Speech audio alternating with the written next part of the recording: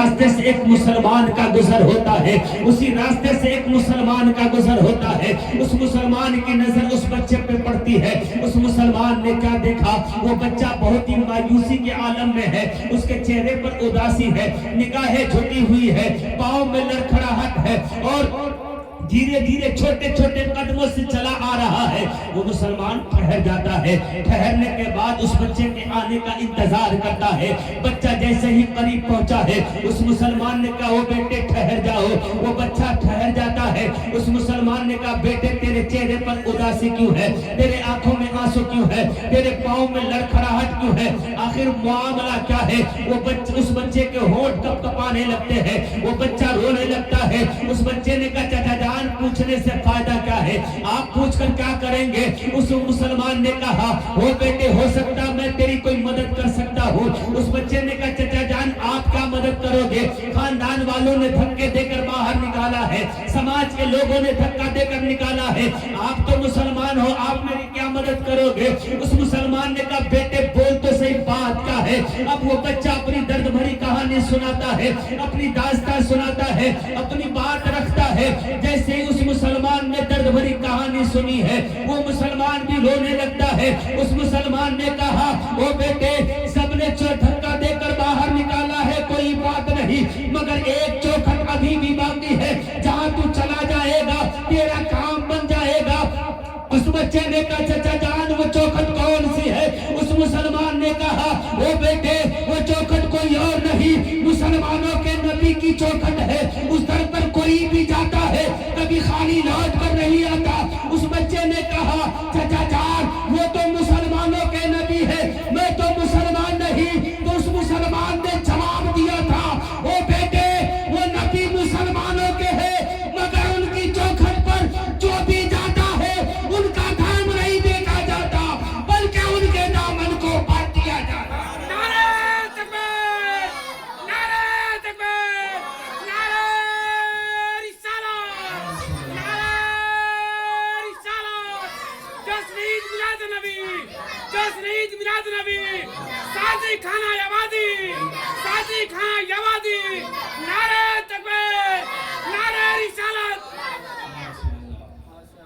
کون دیتا ہے دینے کو منہ چاہیے، کون دیتا ہے دینے کو منہ چاہیے، دینے والا ہے سچا ہمارا نبی صلی اللہ علیہ وسلم۔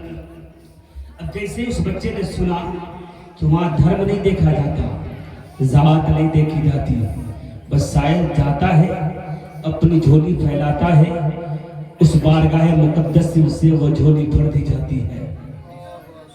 سبحان اللہ۔ اس بچے نے کہا چچا جان ذرا اپنی ماں سے اجازت لے لوں، میں نے اپنی ماں سے اجازت نہیں لیا ہے۔ اب وہ بچہ اپنے گھر پہ پہنچا، ماں دیکھی کہ بیٹا خالی ہاتھ آیا ہے، کچھ ساتھ لایا نہیں۔ ماں آگے بڑھتی ہے اور بیٹے کو اپنے گود میں لیتی ہے، کہتی ہے بیٹا کیا خاندان والوں نے تجھے کوئی کپڑا نہیں دیا؟ بیٹا کیا سماج کے لوگوں نے تجھے کپڑا نہیں دیا؟ وہ بچہ رونے لگا، کہتا ہے امی جان کپڑا دینا تو دور کی بات ہے، ان لوگوں نے تو دھکا دے کر باہر نکالا ہے۔ ماں نے بیٹے کے آنسوؤں کو پوچھنے کے بعد کہتی بیٹا گھبرانے کی کوئی بات نہیں، دنیا بہت بڑی ہے، یہ زمین ہے یہ آسمان ہے، اپنی زندگی یوں ہی کٹ جائے گی، رو مت اتنا کہتی ہے اور ماں خود بھی رونے لگتی ہے، آنسو آنکھ سے نکل پڑا۔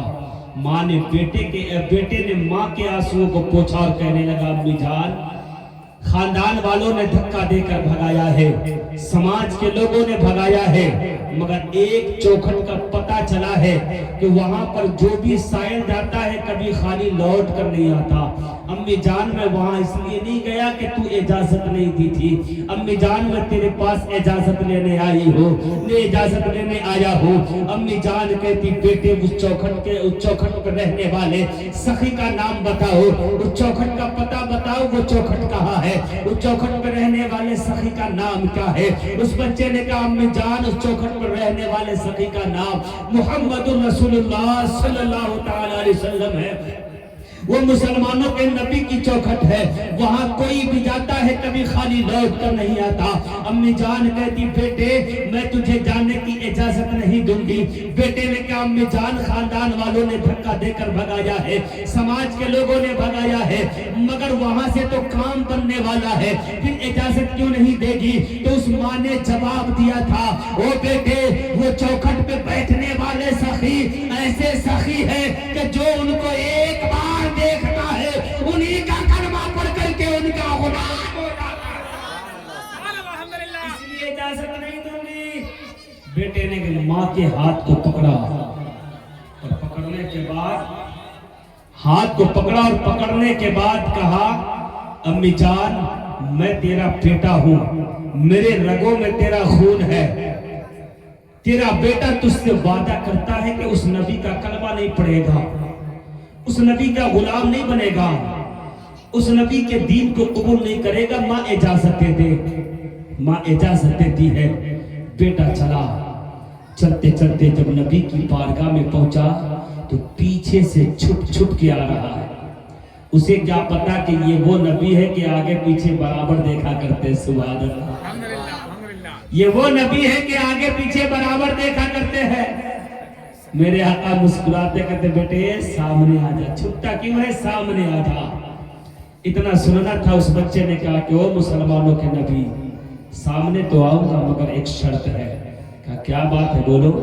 کہا شرط یہ ہے کہ میں سامنے آؤں گا مگر آپ کا کلمہ نہیں پڑھوں گا, سامنے آؤں گا مگر میں مسلمان نہیں بنوں گا, سامنے آؤں گا مگر آپ کا غلام نہیں بنوں گا. میرے آقا مسکراتے کہتے بیٹے سامنے آ جا, تجھے کلمہ نہیں پڑھاؤں گا. تجھے کلمہ پڑھنے کو کس نے کہا ہے, آ جا مسلمان نہیں بناؤں گا. اب وہ بچہ پیغمبر اسلام کی بارگاہ میں سامنے آتا ہے.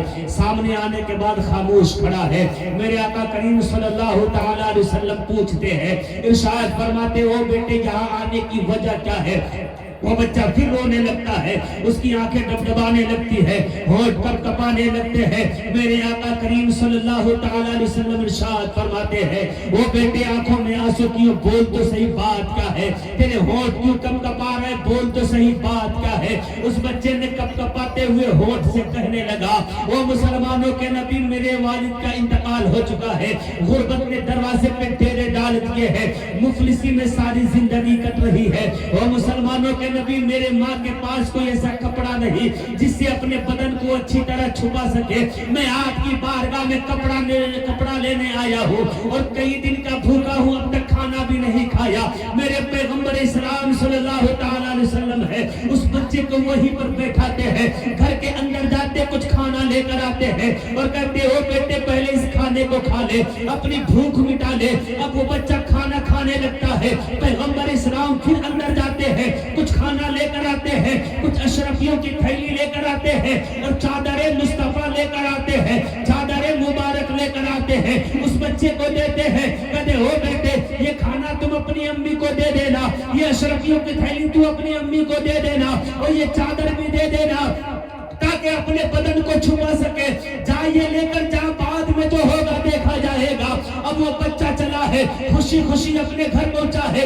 ماں نے دیکھا کھانا بھی لایا ہے, وہ اشرفیوں کی تھیلی بھی لایا ہے, کپڑا بھی لایا ہے, چادر بھی لایا ہے. اس بچے سے ماں کہتی ہے وہ بیٹے کیا تو نبی کا کلمہ پڑھ کر آیا ہے, کیا تو پیغمبر اسلام کے دین کو قبول کر لیا ہے, کیا اس نبی کے دھرم کو قبول کر لیا ہے, کیا تو ان کی غلامی کو قبول کر لیا ہے. اس بچے نے کہا قبول کروں تو کیسے کروں, دل تو چاہ رہا تھا مگر انہوں نے کہا تک نہیں ہے کہ کلمہ پڑھوں تو کیسے پڑھوں. اب وہ ماں چادر مصطفیٰ لیتی ہے, بیٹے کی کلائی کو پکڑتی ہے اور پکڑنے کے بعد पैगंबर इस्लाम की बारगाह में पहुंच गई, बारगाह मुस्तफा में पहुंची और पहुंचने के बाद कहती है ओ मुसलमानों के नबी, अरे जिस्म छुपाने के लिए चादर तो दे दिया है, कुफ्र की तारीकी मिटाने के लिए ईमान की रोशनी।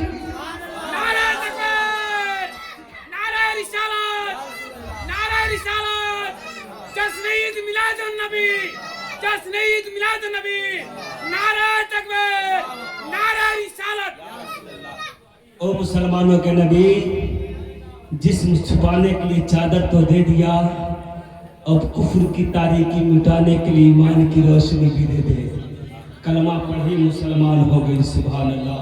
मेरे दोस्त, अब मैं अपनी गुफ्तगू को यहीं पे समेट रहा हूँ, क्योंकि मेरे बाद भी अच्छी खिताबत आप हज़रात को समाअत करनी है। खतीब अहले सुन्नत हज़रत अल्लामा मौलाना मेहरबान अली साहब क़िबला से अल्लाह तबारक व तआला की बारगाह में दुआ करता हूँ कि मौला, बोलने में किसी तरह की कोई लग़ज़िश हो गई, गलती हो गई हो तो मैं भी तौबा करता हूँ, आप भी तौबा करें।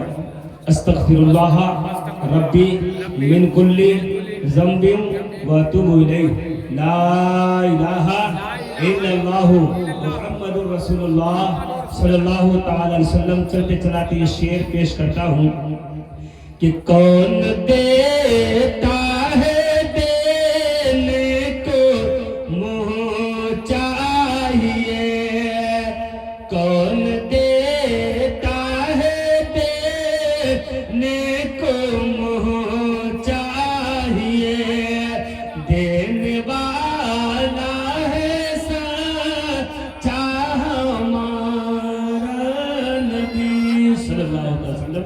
अस्सलामु अलैकुम व रहमतुल्लाहि तआला व बरकातहू। वालेकुम अस्सलाम व रहमतुल्लाहि व बरकातहू।